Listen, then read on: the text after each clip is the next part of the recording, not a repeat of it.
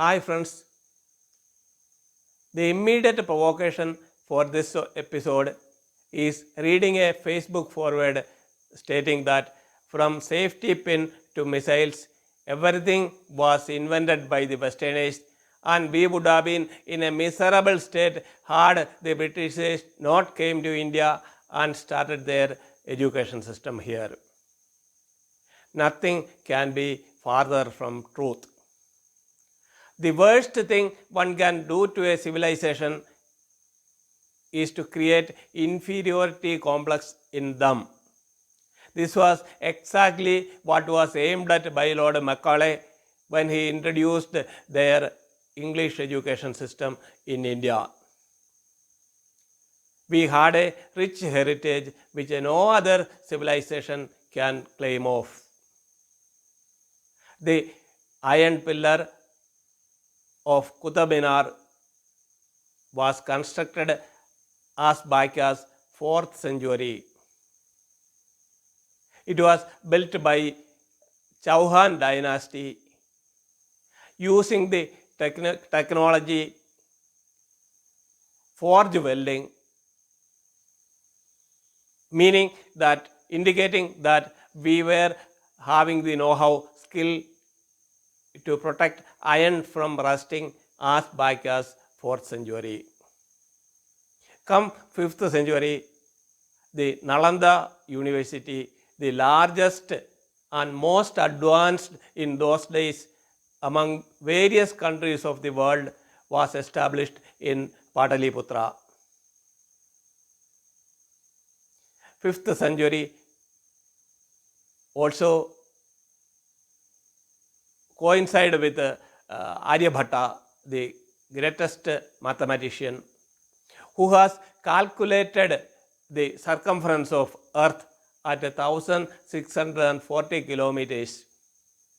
Modern scientists have calculated it at 1656 kilometers, a negligible marginal error of 16 kilometers out of 1656 kilometers. Not only Aryabhatta, we had Ramanujacharya, Bhaskaracharya, Charaka, Sushruta, Valmiki, Vyasa, Kalidasa. Such a galaxy of stars you cannot see in any other horizon. There is a saying that what is there in Mahabharata you can see elsewhere. But what is not there in Mahabharata you cannot see anywhere. Mahabharata talks of cloning, by which technique Duryodhana, brothers and sister was born. It talks of modern borewell technology. Arjuna shot an arrow down to the earth and got the water oozing out to the mouth of Bhishma Pitamaha lying on Sarashaya. And then there is Agnayastra, Varunastra, Nagastra. All these missile technologies are now proved scientifically correct.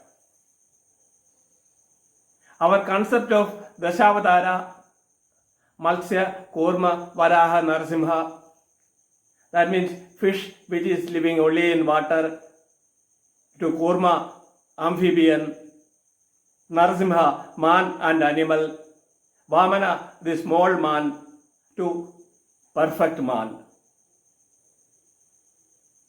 Darwin's theory of evolution goes hand in hand with our Dashavatara concept. In 11th century, to be exact, 1010 AD, Brihadeshwara temple was constructed in Tanjavur.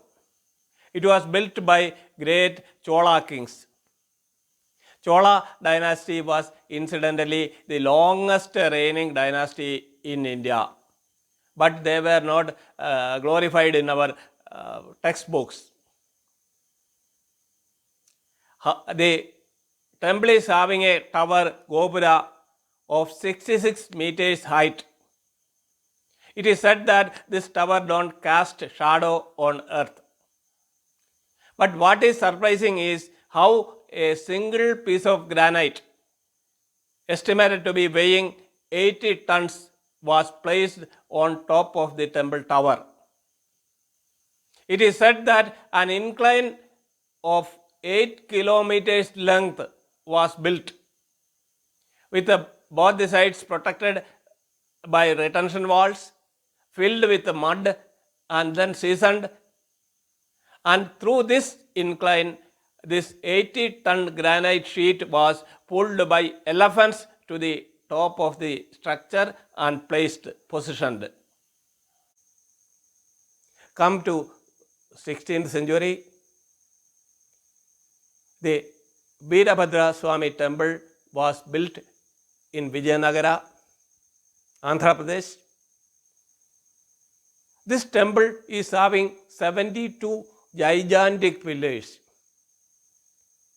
What is surprising, astonishing is that one pillar, huge one of course, is standing in the air.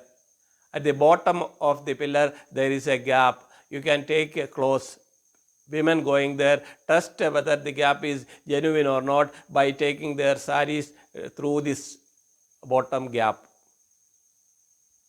We don't know. There is even now, there is no scientific explanation how this construction is achieved.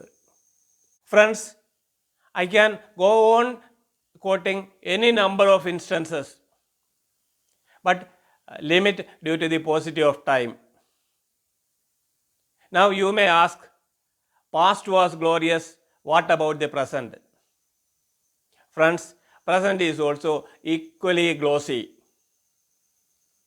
I will come back with a few instances about the present glory. Till then, bye.